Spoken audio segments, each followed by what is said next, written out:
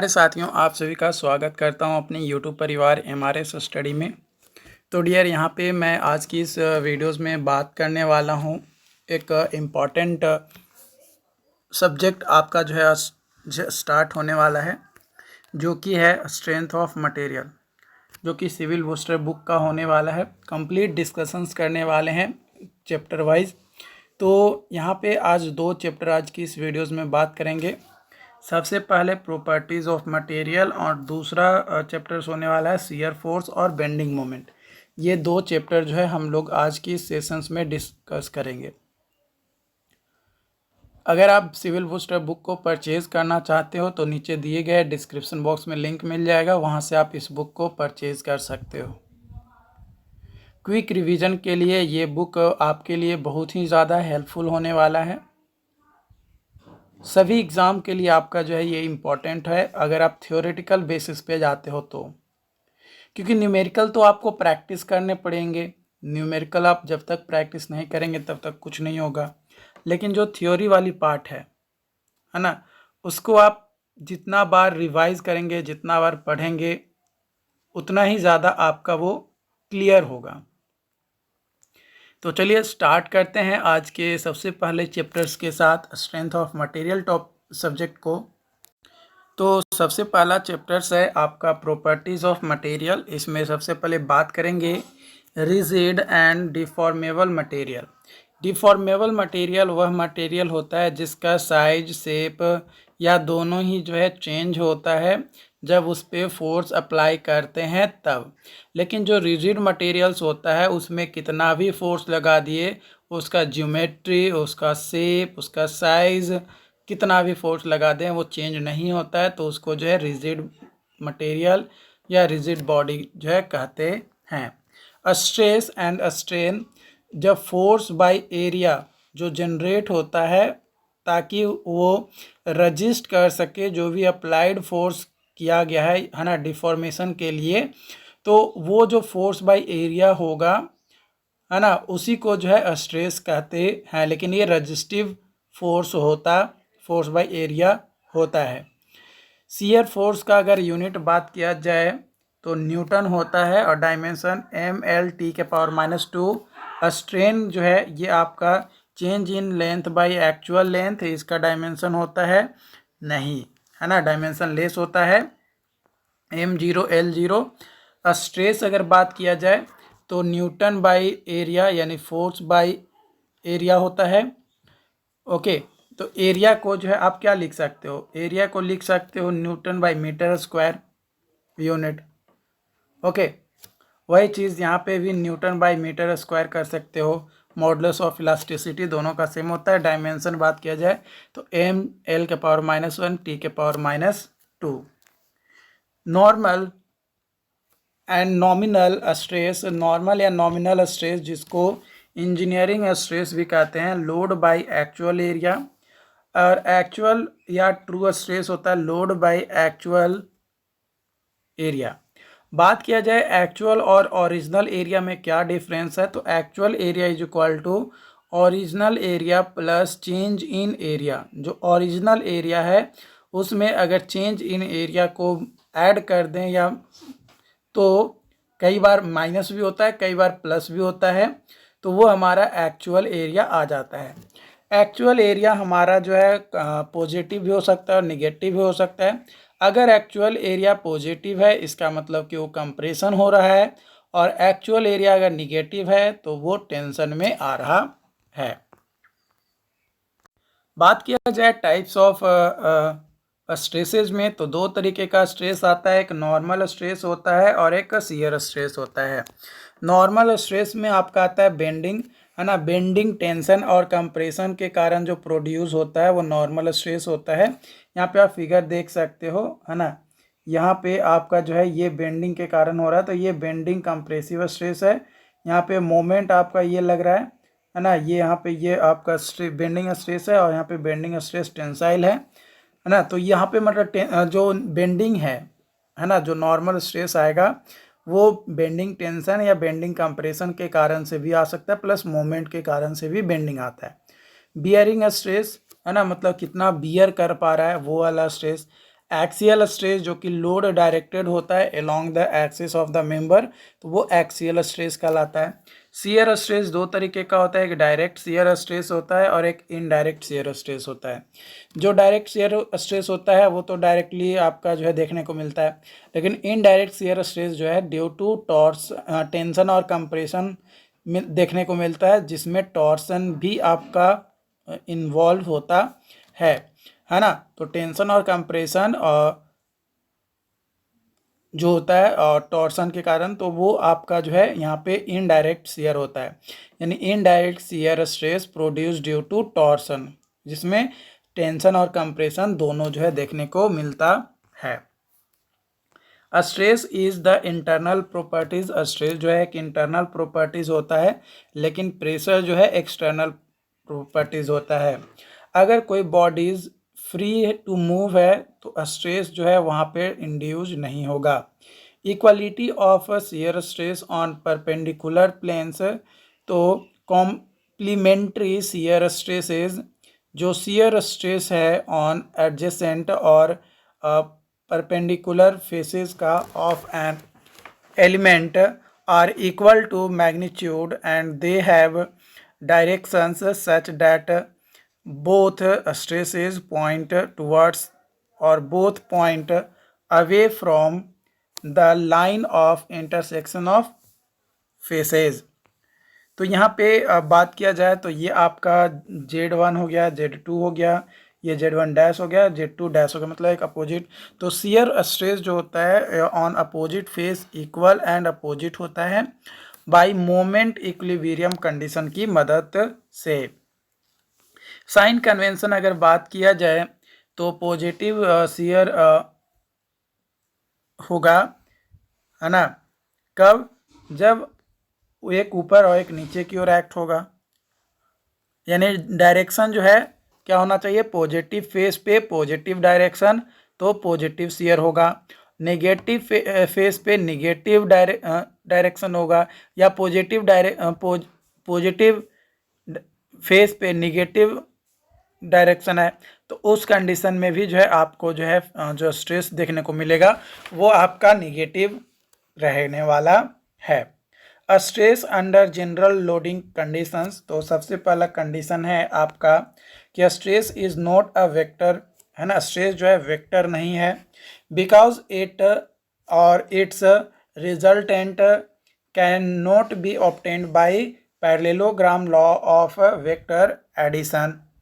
दूसरा कि it is a mathematical quantity called tensor और रिप्रेजेंटेड एज, उसको रिप्रेजेंट किया जाता है स्ट्रेस टेंसर को sigma is equal to sigma x x tau x by tau x Z, tau Y x sigma y y and tau Y Z, tau Z x tau Z y and sigma z Z.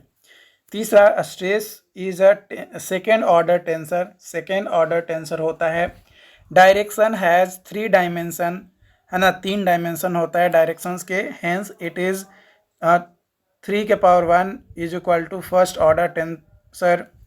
जो stress होता है वो उसमें 9 dimension होता है, यानी 3 के power 2 is equal to second order tensor.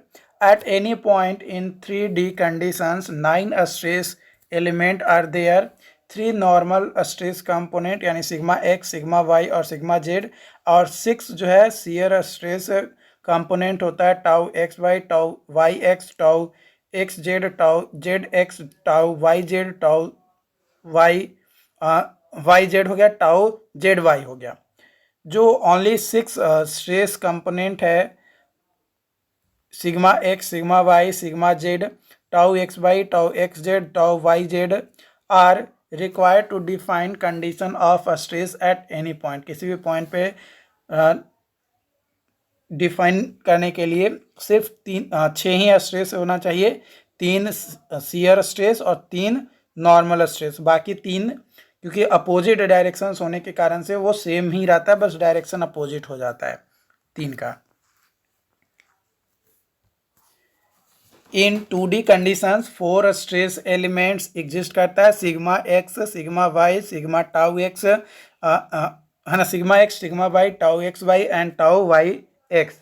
But only 3 stress components यानी सिग्मा एक्स, सिग्मा वाई और sigma x y are required to define the condition of stress at point. यानी 2D में हम लोगों को 4 स्ट्रेस है, लेकिन उसमें जो है 3 ही स्ट्रेस कंपोनेंट जो है रिक्वायर्ड होता है to define the stress at any point. And on in 3D condition 9 stress component होते हैं, लेकिन उसमें से 6 ही स्ट्रेस कंपोनेंट जो है रिक्वायर्ड होता है स्ट्रेस को किसी भी पॉइंट पे डिफाइन करने के लिए। Design of member allowable stress जो होता है yield stress by factor of safety, margin of safety is equal to factor of safety -1। The for brittle material के लिए factor of safety is applied on ultimate stress. For ductile material factor of safety जो है वो apply किया जाता है on yield stress. In aircraft design जो margin of safety होता है वो कंसिडर किया जाता है। Okay, normal strain deformation per unit length ये मेज़र किया जाता है एक्सटेंसोमीटर की मदद से, एंड ये डायमेंशन लेस क्वांटिटी होता है। ये क्या होता है? डायमेंशन लेस क्वांटिटी आपका होता है extensometer. Strain is equal to change in length by original length या del L by L.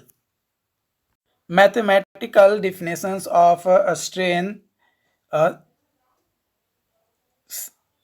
E x is equal to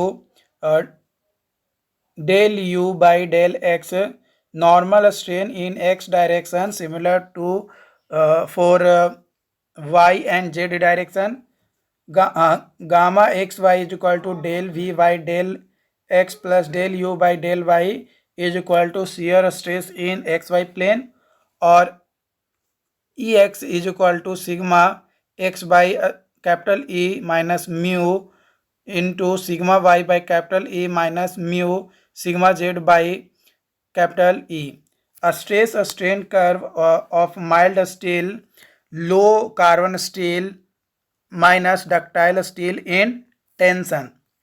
तो यहाँ पे आप ये फिगर देख सकते हो, ग्राफ एक तरीके से कह सकते हो कि stress strain curve for mild steel का जो है कर्व है। यहाँ पे अगर बात किया जाए तो ये जो OA लाइन है ना, OA को लीनियर कर्व होता है। ओके, और B जो है आपका इलास्टिक लिमिट हो गया। ओके, और A तक जो है प्रोपोर्शनल लिमिट है ना, 0 से A तक। वही अगर बात किया जाए C पॉइंट की तो ये आपका अपर एल्ड पॉइंट होता है, और D जो है लोअर एल्ड पॉइंट होता है, और DE जो है ये आपका प्लास्टिक रीजन होता है। EF जो है ये आपका स्ट्रेन हार्डनिंग रीजन्स होते हैं, और FG जो है ये आपका नेकिंग रीजन होता है। यहाँ पे जो F होता है ये अल्टीमेट स्ट्रेस पॉइंट होता है, और G जो है वो आपका फ्रैक्चर पॉइंट होता है। ठीक, बात किया जाए lower yield point should be used to calculate yield strength of material। Volume of specimen increase करता है फ्रॉम 0 से D तक, है ना, 0 से D तक इंक्रीज करता है। For D to E, D से E तक जो लार्ज डिफॉर्मेशंस होता है, but volume of specimen does not change. Large deformation तो देखने को मिलता है, लेकिन इसमें किसी तरीके का वॉल्यूम में चेंजेस जो है देखने को नहीं मिलता है। इसके अलावा आपका जो E से F है ना, यहाँ पे अगर बात किया जाए, फिगर में आ जाए तो यहाँ पे E से F जो है इट्स स्ट्रेन हार्डनिंग, और मटेरियल जो है undergoes changes in its crystalline structures. और F से G तक है, F से G तक जो है डायमीटर ऑफ पोर्शन डिक्रीज करता है ड्यू टू इनस्टेबिलिटी, जिसको नेकिंग कहते हैं, है ना।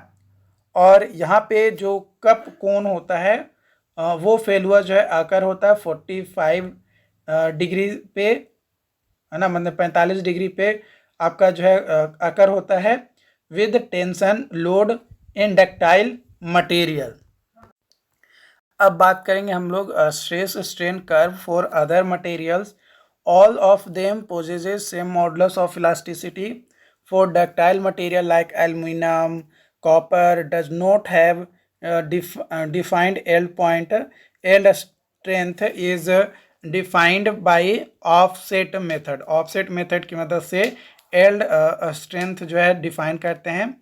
एज yield strength इंक्रीज, जैसे जैसे yield strength इंक्रीज करता है डक्टिलिटी जो है आपका फॉल करते जाता है, यानी गिरते जाता है. यानी अगर बात किया जाए modulus of elasticity of aluminium is 1/3 of the modulus of elasticity of steel होता है.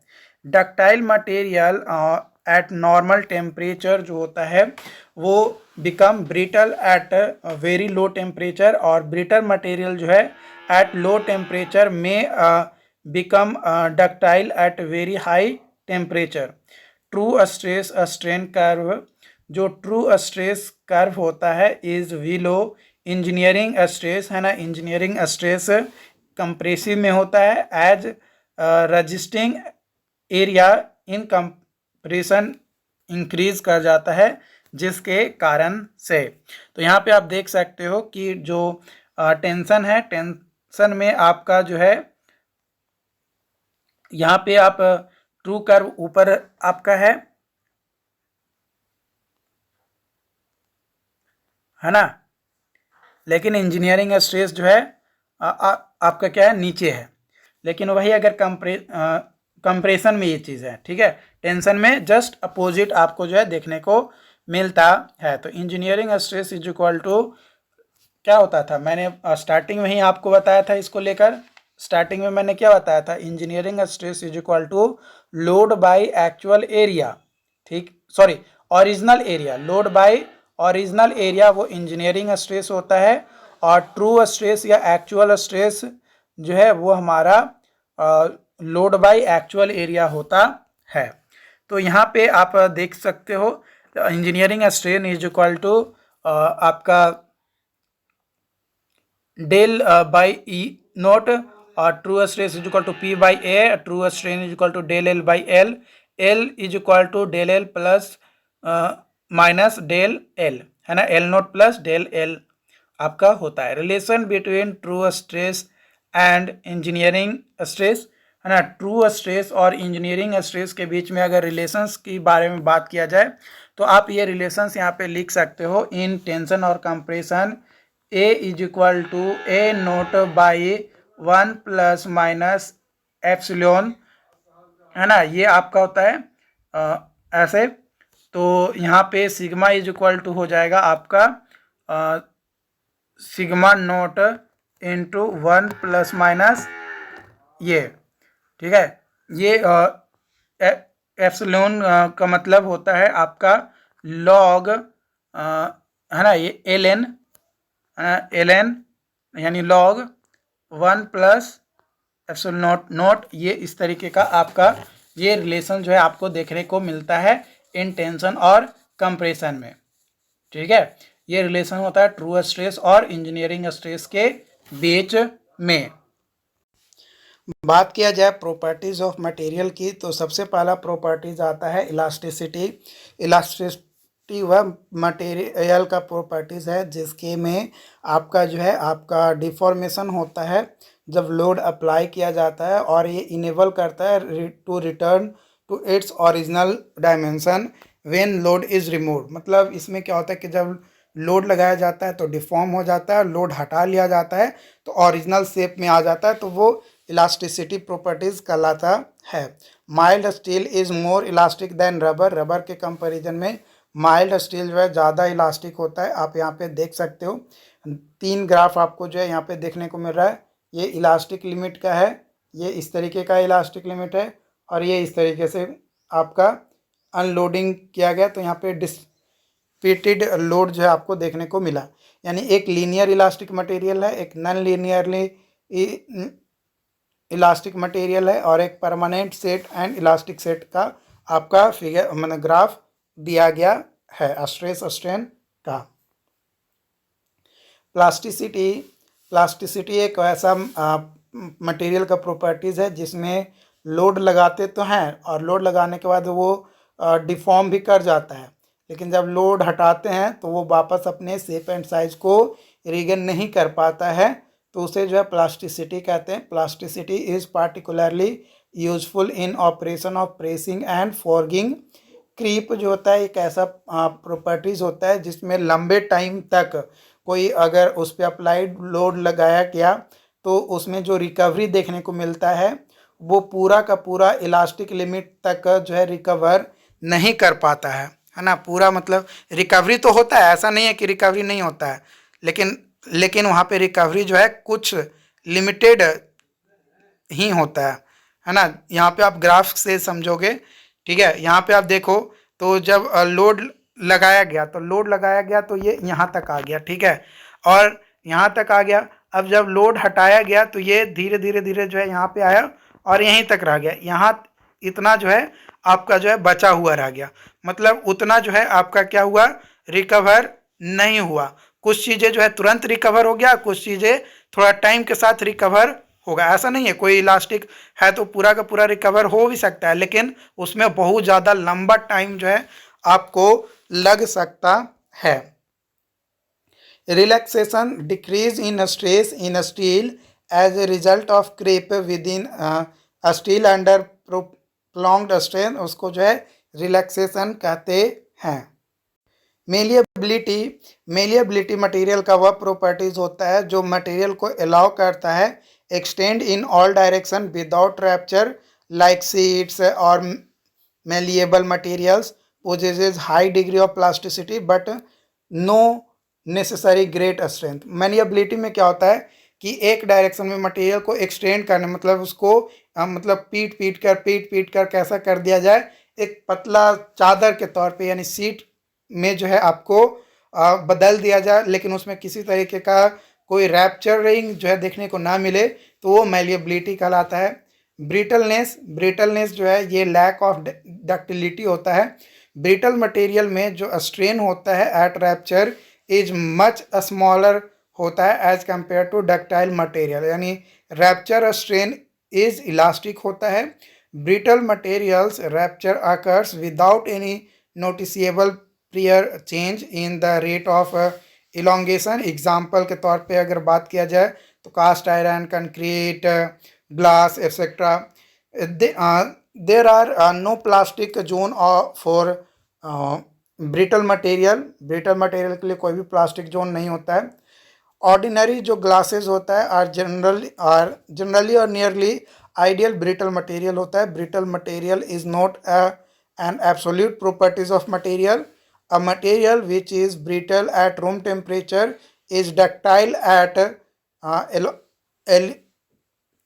ductile होता है at elevated temperature। Generally in brittle post elastic strain जो कि लेस देन आपका 5% होता है। डक्टिलिटी ये परसेंटेज ऑफ इलोंगेशन होता है of peace under tension indicates it's ductility. जो डक्टाइल मटेरियल्स होता है उसमें जो डिग्री ऑफ इलास्टिसिटी होता है वो बहुत ही कम होता है एंड ये यूजफुल होता है फॉर ड्राइंग वायर, है ना। मैलिएबिलिटी में क्या था कि आप पीट कर क्या बना रहे थे, चादर बना रहे थे, है ना, पतला सीट बना रहे थे। लेकिन इसमें क्या कर रहे हैं डक्टिलिटी में, मतलब पीट कर एक वायर आप बना दे रहे हैं, तो वो आपका जो है यहाँ पे डक्टिलिटी प्रॉपर्टीज आता है, ठीक है। Generally in ductility post elastic strain जो है ग्रेटर देन 5% होता है। Reloading due to it proportional limit increase करता है from B to C, but ductility जो है डिक्रीज करता है B to F to C to F, है ना। बी टू एफ से सी टू एफ तक जो है डिक्रीज करता है जो डक्टिलिटी होता है वो, यानी बी टू सी तक इंक्रीज करता है, लेकिन बी से एफ तक के कंपेरिजन में सी से एफ तक डिक्रीज कर जाता है। फैटिग्यू जो है ये डिटोरियोरेशंस ऑफ मटेरियल्स होता है under repeating cycle of stress और strain resulting its progressive cracks that eventually produces fractures। Fatigue failure जो होता है वो अकर होता है एट टोटल स्ट्रेन एनर्जी, जो कि बड़ा होता है टफनेस से। Endurance limit, it is the stress level below which even large number of stress cycle can not produce fatigue failure, है ना, फैटिग्यू फेल्यूर को प्रोड्यूस नहीं करता है। फॉर स्ट्रक्चरल स्टील, जो इंडोरेंस लिमिट होता है वो इक्वल होता है हाफ ऑफ अल्टीमेट स्ट्रेंथ से। तो यहाँ पे नंबर ऑफ साइकिल देख सकते हो एक्स एक्सिस पे, और वाई एक्सिस पे एंड्योरेंस लिमिट यहाँ पे आपका दिया गया है, स्ट्रेस दिया गया है। तो इसका कर्व जो है आपका इस तरीके का बन रहा है। नंबर ऑफ साइकिल और नॉन फेरस मटेरियल है, तो यहाँ पे आपका स्ट्रेस इस तरीके का मतलब डायग्राम बना रहा है। Resilience, resilience is a strain energy that can be stored या store in given volume of material due to elastic limit. Greater the resilience, resilience जो है जितना ज़्यादा होगा, more desirable to the material for spring actions in shooting an arrow. The spring stores the strain energy during the stretching, and when released the energy it is utilized in shooting the arrow, है ना। Arrow को shoot करने के लिए यानी छोड़ने के लिए जो है ये यूज किया जाता है रेजिलियंस एनर्जी। प्रूफ रेजिलियंस जो है ये मैक्सिमम स्ट्रेन एनर्जी होता है जो कि स्टोर्ड होता है आपका in volume of material up to elastic limit तक। मैक्सिमम स्ट्रेन एनर्जी जो होता है वो स्टोर्ड होता है in unit volume of material जो कि अंडर इलास्टिक लिमिट होता है, उसको मॉडुलस ऑफ रेजिलियंस जो है हम लोग कहते हैं। तो इलास्टिक लिमिट जो है यहाँ पे आपका ये जो पॉइंट है ये आपका इलास्टिक लिमिट हो गया। ये जो एरिया है, एरिया ऑफ शेडेड पोर्शन, वो मॉडुलस ऑफ रेजिलियंस को रिप्रेजेंट करता है। ये आपका स्ट्रेन है और ऊपर जो है स्ट्रेस है आपका। Strain energy stored per unit volume is equal to sigma y का square by E/2E। Toughness, toughness जो है रिप्रेजेंट करता है ability to resist fractures. Toughness is desirable against impact loading. Bend test is use to measure the toughness. Bend test जो है use किया जाता है टफनेस को मेजर करने के लिए। The ability of material is absorb energy till breaking, rupture और failure takes place is known as toughness. जो एरिया होता है under stress strain curve up to fracture, उसको जो है मॉडुलस ऑफ टफनेस कहते हैं। As failure strain is more in ductile material. जो फेल्यूर स्ट्रेन होता है मोर होता है in ductile material, hence mild steel is more tough than cast iron आपका हो जाएगा। तो यहाँ पे ये एरिया का वैल्यू आ जाएगा जो कि मॉडुलस ऑफ टफनेस है, वो जाएगा sigma y plus sigma u by 2 into epsilon F. यहाँ पे एप्सिलॉन एफ जो है ये आपका strain at fracture point, sigma y जो है एल्ड टेंसाइल स्ट्रेंथ और सिग्मा यू जो है अल्टीमेट टेंसाइल स्ट्रेंथ जो है आपका है। ये आपका स्ट्रेन हो गया एक्स एक्सिस पे, और वाई एक्सिस पे स्ट्रेस को रिप्रेजेंट कर रहा है। तो यहाँ पे अगर स्ट्राइकर का डायरेक्शन अगर बात किया जाए तो नीचे की ओर आपका है, तो यहाँ पे नॉचेज आपका लगा रहता है, ये स्पेसमैन है और ये सपोर्ट है। बात किया जाए 4P इम्पैक्ट टेस्ट की, तो इसका जो स्पेसमैन का साइज होता है वो 55 गुने 10 गुने 10 mm होता है, जो कि सपोर्टेड होता है as simply supported beam, continues to used as a economical quality control method for determining notch sensitivity or impact of toughness of engineering material। but Izod test जो है मशीन होता है वो यूज किया जाता है cantilever beam as a support के तौर पे रहेगा तब। टफनेस रजिस्ट करता है फ्रैक्चर को और हार्डनेस रजिस्ट करता है स्क्रैच और एब्रेशन को। Hardness is the ability to resist scratch और एब्रेशंस, और जो हायर एल्ड स्ट्रेस होता है उसके कारण से हायर हार्डनेस जो है देखने को मिलता है। सरफेस हार्डनेस जो है मेजर किया जाता है by carrying out non destructive indentation test. Brinell hardness test जो है यूज किया जाता है for checking the hardness of material. Hardness जो है ये नोट किया जाता है that ductile material are tough and brittle material are hard. Brinell hardness test use किया जाता है हार्डेंड स्टील बॉल जो कि 10 mm डायमीटर होता है एज ए इंडेंटर। जो ब्रिनेल हार्डनेस नंबर होता है उसका फॉर्मूला होता है निकालने का P/π into D/2 into D minus square root D square capital D square minus small D square. यहाँ पे अगर P के बारे में बात किया जाए तो स्टैंडर्ड लोड होता है कैपिटल D जो है डायमीटर ऑफ स्टील बॉल जो कि mm में होता है और स्मॉल d जो है डायमीटर ऑफ इंडेंट जो कि mm में होता है। टेनेसिटी जो है एक प्रॉपर्टीज होता है मटेरियल का जो कि रजिस्ट करता है फ्रैक्चर्स को under the action of tensile load. As the percentage carbon of steel increase जो डक्टिलिटी ऑफ स्टील मेंबर है वो डिक्रीज करता है। स्ट्रेंथ ऑफ स्टील मेंबर जो है इंक्रीज करता है। Brittleness of steel member increase करता है। Toughness of steel will decrease and hardness also increase हो जाता है। मटेरियल एंड परसेंटेज कार्बन अगर बात किया जाए राउट आयरन यानी प्योरेस्ट फॉर्म ऑफ आयरन में कार्बन की मात्रा 0.1% से भी कम होता है। माइल्ड स्टील में 0.1 से 0.25%। हाई कार्बन स्टील में 0.5 to 0.95% और कास्ट आयरन में 2 to 4% होता है। फ्रॉम द एबव टेबल हम लोग ये कह सकते हैं कि जैसे जैसे top material to bottom material आते हैं जो डक्टिलिटी होता है वो डिक्रीज करता है और स्ट्रेंथ और ब्रिटलनेस जो होता है वो आपका इंक्रीज करता है।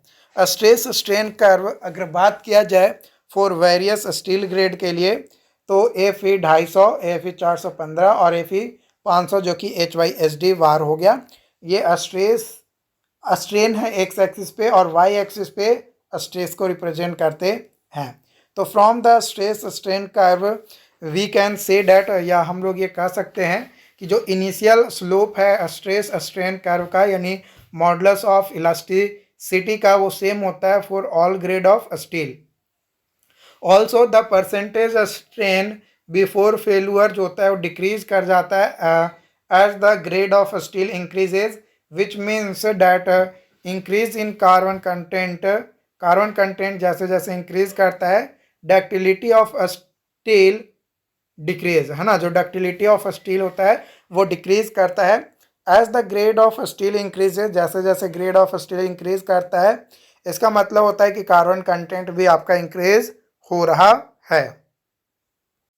Cast iron having high percentage carbon has low toughness than the mild steel having low percent carbon.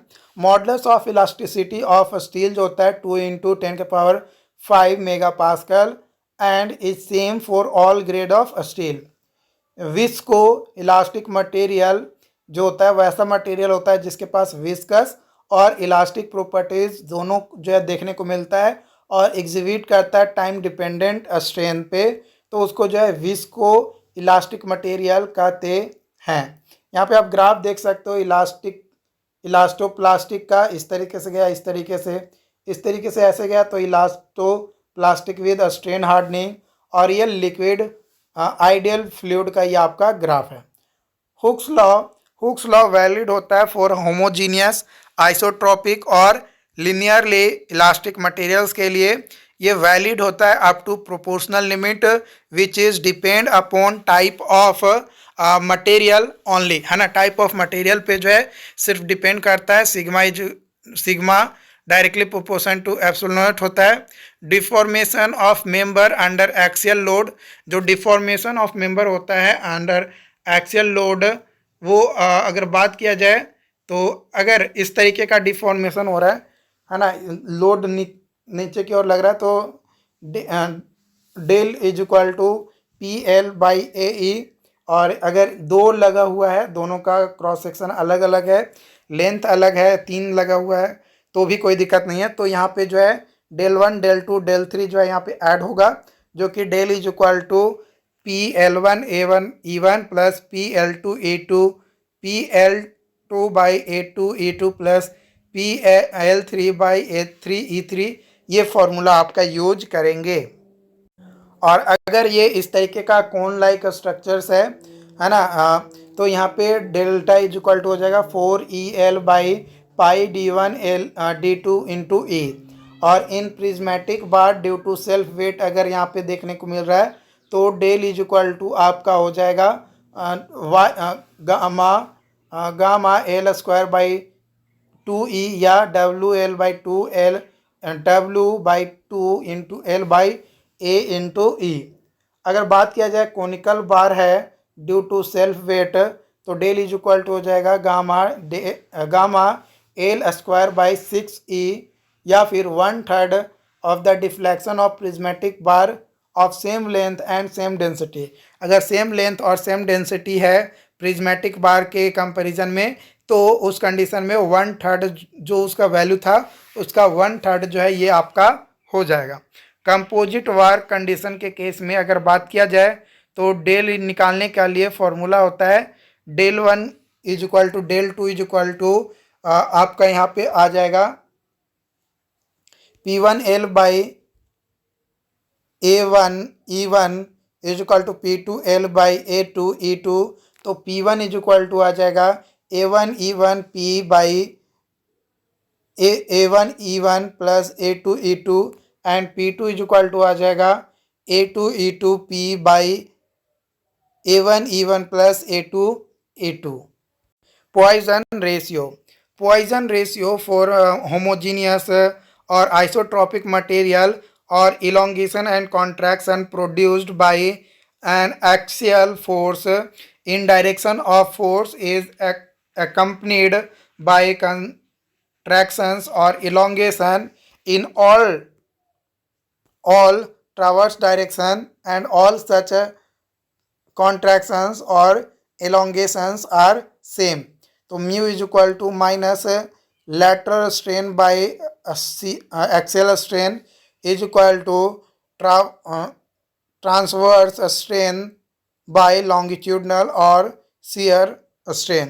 Material और पॉइजन रेशियो अगर बात किया जाए तो कॉर्क के लिए 0 होता है, ग्लास के लिए 0.01 से 0.05, कंक्रीट के लिए 0.1 से 0.2, इलास्टिक मटेरियल के लिए 0.25 टू 0.42, माइल्ड स्टील के लिए 0.286, aluminium pure 0.33, wrought iron 0.3, copper 0.33 to 0.36, nylon 0.4, rubber 0.45 to 0.5 और ब्रास या और bronze 0.34। Rubber has Poisson ratio close to 0.5 और ये ऑलमोस्ट इनकम्प्रेसिबल होता है, while fork has poison ratio nearly 0। This makes cork function as a bottle stopper। Since an axial load, cork will not swell laterally to resist bottle insertion। मतलब इसमें किसी तरीके का कोई स्वेलिंग वगैरह लैटरली देखने को नहीं मिलता है कॉर्क में, इसलिए कॉर्क को जो है बोतल के जो स्टॉपर्स लगाने के तौर पे इसका यूज किया जाता है बोतल में। जो पॉइजन रेशियो होता है ऑफ स्टेबल आइसोट्रोपिक और linear elastic material can not be less than 1 and nor greater than 0.5 due to requirement that shear modulus, Young's modulus and bulk modulus have positive values. Positive value जो हमें provide करता है। Elastic constants, Young's modulus capital E is equal to normal stress by normal strain, shear modulus G shear stress by shear strain, bulk modulus K volumetric stress by volumetric strain.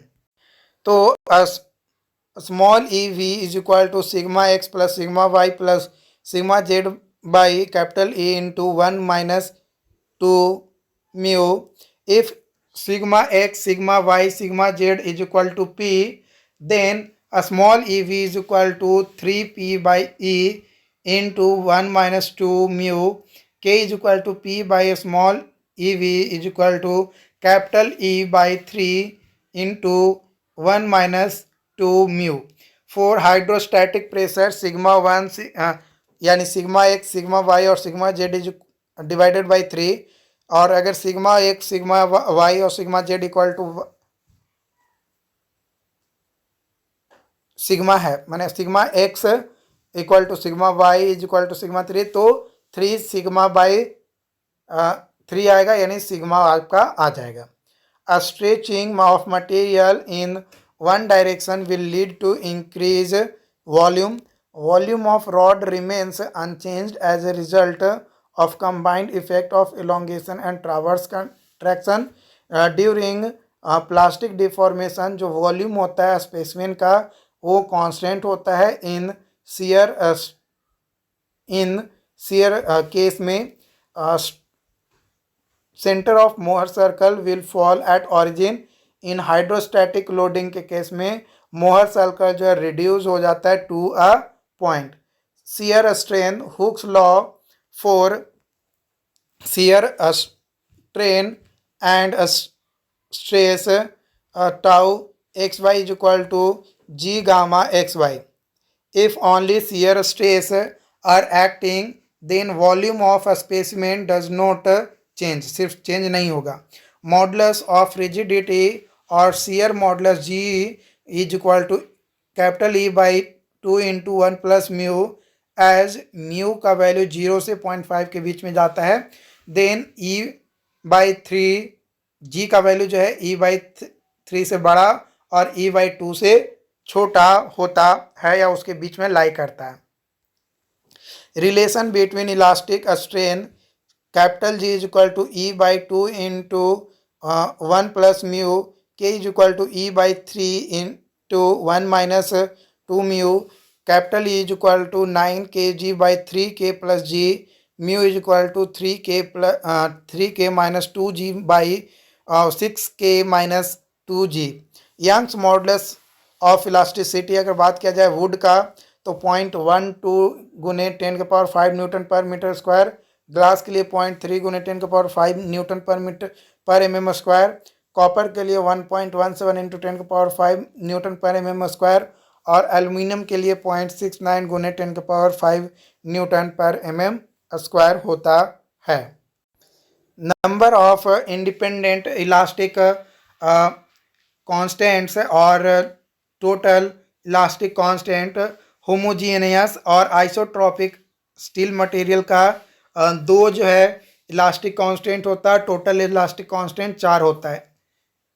Orthotropic would material के लिए number of independent elastic constant 9 होता है और total elastic constant 12 होता है.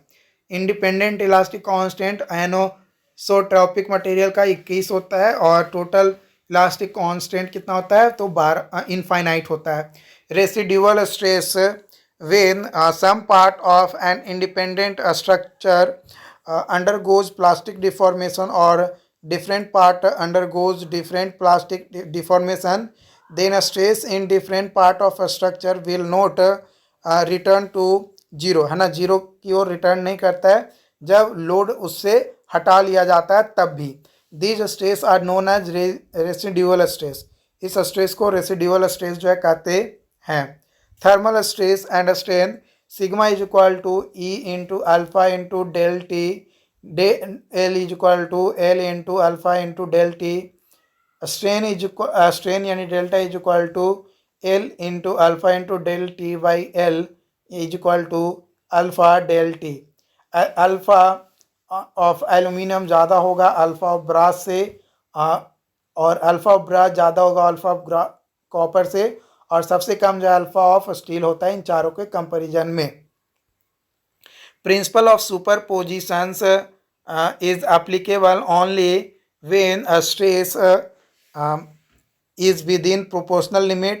If temperature is increased, जब temperature increase करता है member जो है restrained हो जाता है, then force produced is compressive. If temperature is decreased, the force produced is tensile. When var is not restrained, then there will be no induced temperature stresses due to change in temperature, है ना, temperature के change होने के कारण से। Coefficient of thermal expansion of copper जो होता है ज़्यादा होता है स्टील के, while copper will try to expand more but its expansion will restrained by steel because both will move together by same amount composite bar में आपका होगा। Hence copper will be in compression और steel जो है in tension आपका यहाँ पे जो है देखने को मिलतेगा। तो ये आपका टेंशन में है और ये आपका कंप्रेशन में आपका हो जाएगा।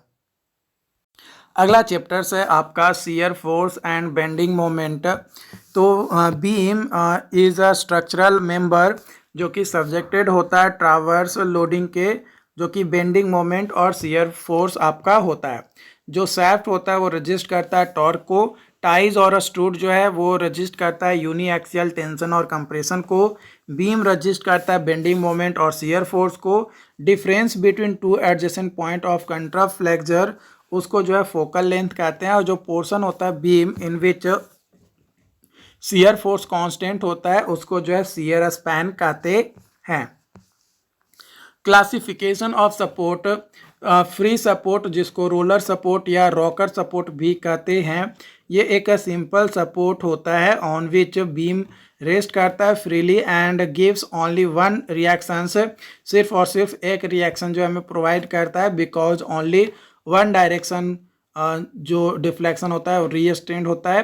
बिल्ट इन और फिक्स्ड सपोर्ट जिसको इन कास्टर बीम भी कहते हैं, ये जो सपोर्ट है ये रीस्ट्रेंड करता है कंप्लीटली मूवमेंट ऑफ बीम को both in position and direction. तो ये जो सपोर्ट होता है ये 3 रेलिवेंट रिएक्शन हमें प्रोवाइड करता है, RX, RY और MZ। हिंज्ड और पिन सपोर्ट, लिंक सपोर्ट जो है हमें रिएक्शन प्रोवाइड करता है which act in the direction of cable और link. Slider support two unknown reactions हमें जो है प्रोवाइड करता है, दिया जाता है स्लाइडर सपोर्ट के द्वारा एक फोर्स और एक मोमेंट। तो यहाँ पे ये आपका स्लाइडर सपोर्ट है, यहाँ पे ये फोर्स दे रहा है और यहाँ पे मोमेंट आपका आ रहा है। There can not be reaction parallel to roller because जो मूवमेंट होता है वो फ्री होता है। मूवमेंट क्या होता है? फ्री होता है। टाइप्स ऑफ बीम अगर बात किया जाए तो free cantilever beam, single overhanging beam, prepaid cantilever beam, double overhanging beam, simply supported beam और फिक्स्ड एंड बीम आपका होता है। अ कंटिन्यूअस बीम में और may not be overhanging beam, जो कंटिन्यूअस बीम है वो ओवरहैंगिंग हो भी सकता है और नहीं भी हो सकता है। A span for a beam, जो हॉरिजॉन्टल डिस्टेंस होता है between centres of and bearing is called effective span of beam. Effective span of beam होता है the clear horizontal distance between the supports, उसको जो है क्लियर स्पैन ऑफ बीम कहते हैं। शियर फोर्स जो कि रिजल्टेंट होता है आपका ऑल ट्रावर्स फोर्स का एट राइट और लेफ्ट ऑफ द सेक्शन। ठीक है, ये मान लो एक सेक्शन है तो राइट साइड और ये आपका लेफ्ट साइड है, तो यहाँ पे पॉजिटिव शियर फोर्स हो जाएगा। यहाँ पे लेफ्ट साइड है और ये आपका राइट साइड है तो यहाँ पे निगेटिव शियर फोर्स आपका जनरेट होगा। बात किया जाए बेंडिंग मोमेंट की, तो बेंडिंग मोमेंट जो है रिजल्टेंट मोमेंट होता है at a section due to all transverse force either in left or in right of the section. तो मान लो कि ये आपका सेक्शन ये है तो ये आपका लेफ्ट साइड हो गया और ये आपका राइट साइड हो गया, तो इस तरीके का शेप बनेगा। तो इसको जो है पॉजिटिव बेंडिंग मोमेंट जिसको सैगिंग कहते हैं, और इस तरीके से मुड़ेगा, है ना, लेफ्ट साइड और राइट साइड अंदर की ओर, मतलब आपका राइट जो है क्लॉकवाइज है ना, तो उस कंडीशन में आपका निगेटिव बेंडिंग मोमेंट यानी हॉगिंग आपका हो जाएगा। बेंडिंग मोमेंट जो होता है वो अलजेब्रिकल सम होता है मोमेंट्स का एट दैट सेक्शन और moment at a point is summations of moment due to all loading on the beam produced at that point. Point of contraflexure जहाँ पे बेंडिंग मोमेंट का साइन चेंज होता है उसको पॉइंट ऑफ कंट्राफ्लेक्सर कहते हैं। Point of inflection वह point जहाँ पे deflected shape of beam change करता है अपने कर्वेचर को, यानी कॉनकेव से कॉन्वेक्स में चलता है या कॉन्वेक्स से कॉनकेव में चला जाता है, तो वो पॉइंट ऑफ इन्फ्लेक्शन कहलाता है। एट हिंज बेंडिंग मोमेंट जो है जीरो होता है। At point of symmetry shear force जो है आपका क्या होता है, जीरो होता है। रिलेशन अगर बात किया जाए बेंडिंग मोमेंट और शियर फोर्स एंड लोडिंग के बीच में, तो सबसे पहला है slope of shear force diagram is equal to intensity of distributed load del v by del x is equal to डब्ल्यू एक्स। यहाँ पे आपका जो है ये पॉजिटिव स्लोप हो गया, यहाँ पे आपका निगेटिव और ये पॉजिटिव स्लोप हो गया। ये आपका वाई है और ये आपका एक्स एक्सिस को रिप्रेजेंट करता है। If slope of shear force is positive it implies that load intensity at that point is positive यानी upward, और if slope of shear force diagram is negative ये बताता है कि load intensity जो है at that point is negative यानी downward में आपका है। shear force at any section of bending moment diagram is equal to shear force at that section, तो del m is equal to del m by del x is equal to v, delta v is equal to integration डब्ल्यू x into d x, del m is equal to integration v into d x. Capital m final is minus capital m initial is equal to area under shear force diagram between those two sections. Loading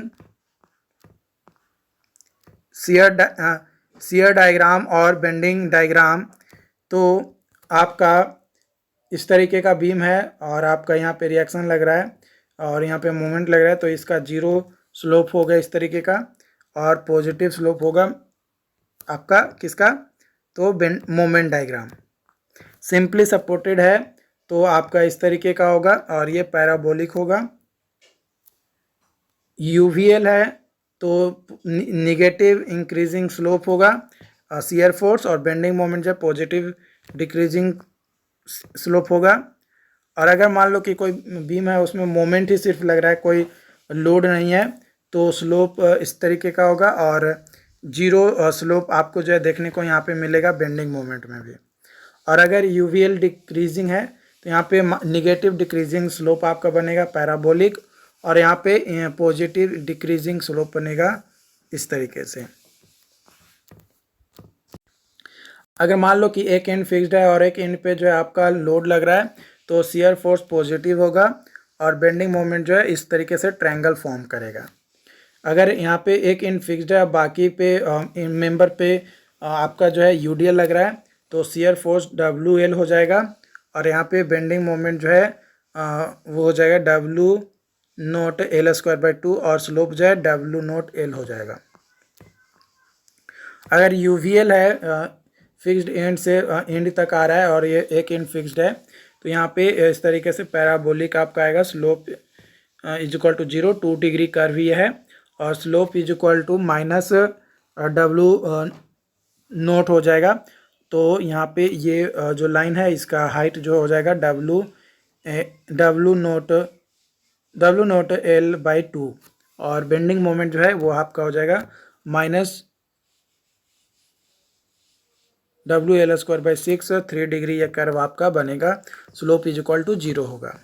और अगर एक and एक तरीके से roller है, एक direction में movement है, तो शियर फोर्स आपका P a by a plus b लगेगा। अगर डिस्टेंस ए और बी में बाइसेक्ट किया गया, अगर एल बाई टू रहता तो एल बाई टू से हम लोग करके वैल्यू निकाल लेते हैं। बेंडिंग मोमेंट आपका पीक पे हो जाएगा P a b by a plus b, और डब्ल्यू नोट अगर इस तरीके का केस है तो डब्ल्यू नोट एल बाई टू हो जाएगा दोनों एंड पे, है ना। और स्लोप जो है वो धीरे धीरे जो आपका क्या होगा, डिक्रीज होगा।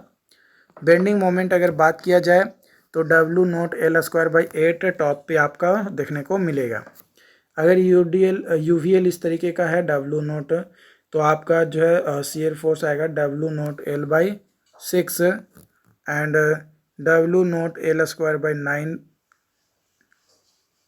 9√3, तो यहाँ पे 3 डिग्री कर्व है, तो ये आपका बेंडिंग मोमेंट का ये डायग्राम हो गया। ओके, लास्ट है लोडिंग। अगर इस तरीके का है तो उस केस में पैराबोलिक बनेगा, WL/4 पॉजिटिव एंड नेगेटिव दोनों में आएगा, और बेंडिंग मोमेंट जो है मैक्सिमम आपका जो है W0L²/12 आपका आएगा। उम्मीद करते हैं कि आज का जो सेशंस था ये आपको समझ में आया हो। अगर फिर भी कोई डाउट्स रहता है, कोई कन्फ्यूजन रहता है, तो आप हमें चैट बॉक्स में ज़रूर बताएं। Thank you.